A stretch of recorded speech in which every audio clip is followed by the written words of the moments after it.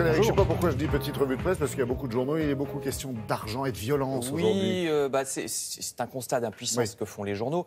Parce que, encore une fusillade, encore un scandale fiscal, et rien ne change. Vous lirez évidemment un peu partout l'avancée de l'enquête sur la fusillade du Texas, ici par exemple, dans le Figaro ou l'Humanité, mais rien ne changera, il ne faut pas se leurrer. L'Humanité a beau énumérer les 11 652 victimes de tueries aux USA depuis le début de l'année. De toute façon, la liberté des armes est inscrite dans la Constitution américaine. Il n'y aura jamais de majorité pour changer ce point de la Constitution. Donc, à bientôt pour la nouvelle fusillade. Et là, ça ne changera pas. Et en matière d'évasion fiscale, là encore, on retrouve toujours les mêmes titres. De nombreuses personnalités épinglées écrivent les Échos. Les Paradise Papers épinglent l'évasion fiscale, dit le Figaro. Mais là aussi, c'est le énième scandale et rien ne change. Figurez-vous, nous révèle le Figaro que l'Europe n'est même pas fichue de s'accorder simplement sur la liste des paradis fiscaux. Il n'y a même pas de liste des pays considérés comme déloyaux. Voyez ? Donc on est loin d'une lutte efficace. C'est une comédie qui devient un peu répétitive, écrit le Figaro. Nous exprimons notre indignation régulièrement, mais finalement nous ne faisons pas grand-chose. Les pays européens n'ont réussi à se mettre d'accord que sur le principe de faire une liste des paradis fiscaux, mais pas sur la liste. L'Europe n'est pas fichue de se défendre. Autre exemple, regardez, alors que la Chine ou les USA mettent des barrières douanières pour protéger leurs emplois, eh bien nous en Europe, nous refusons de taxer les produits étrangers, même quand eux taxent les nôtres. Il n'y a pas d'identité européenne, car nous ne désignons pas nos adversaires. L'Europe est incapable de se faire à l'idée que oui, elle a des adversaires, dit le Figaro, et que tout le monde n'est pas bien intentionné, que ce soit en économie ou du point de vue de la culture, etc.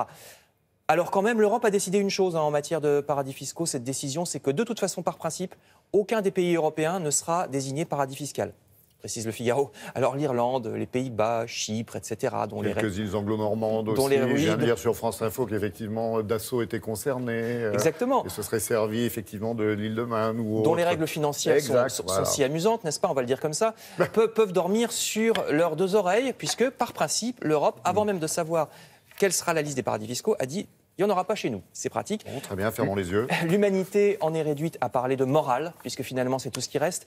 Et c'est vrai qu'on a du mal moralement à se mettre dans la peau de ces multimillionnaires qui n'en ont jamais assez, bien sûr. C'est pas agréable de payer des impôts, mais comment des personnes peuvent-elles en arriver moralement à échafauder autant de stratagèmes pour frauder, donc pour voler quelque part de l'argent qui va manquer aux services publics, aux hôpitaux, aux écoles, tout ça pour économiser, alors que ces gens ont déjà plus d'argent qu'ils ne peuvent en dépenser dans toute une vie. L'Humanité rappelle que c'est devenu un véritable mode de fonctionnement, regardez, et que c'est Cash Investigation ce soir à 20h50 sur France 2 qui vous donnera tous les détails de ce mode de fonctionnement et de ces gens donc qui se disent on va exploiter, on va frauder pour avoir 1 million de plus alors qu'on en a déjà 100, 200, 300.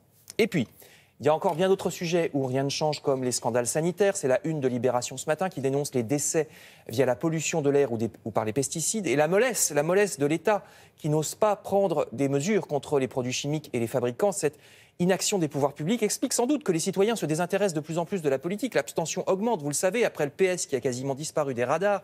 Les Républicains ont beaucoup de mal à mobiliser les électeurs. Le Parisien aujourd'hui en France révèle que pour l'élection du président de LR ce vendredi, beaucoup de militants n'ont apparemment pas prévu de se déranger et de se déplacer aux urnes. Enfin, je termine par un autre secteur où rien ne change non plus. Par exemple, allez-vous arrêter, madame, monsieur, d'acheter des vêtements de chez Zara quand vous aurez lu que le sous-traitant turc qui fabrique ces vêtements, ainsi que d'autres grandes marques, d'ailleurs, il n'y a pas que Zara, n'a pas payé 3 mois de salaire à certains de ses ouvriers. Est-ce qu'on n'ira plus acheter chez Zara ? Je pose la question, je n'ai pas de réponse.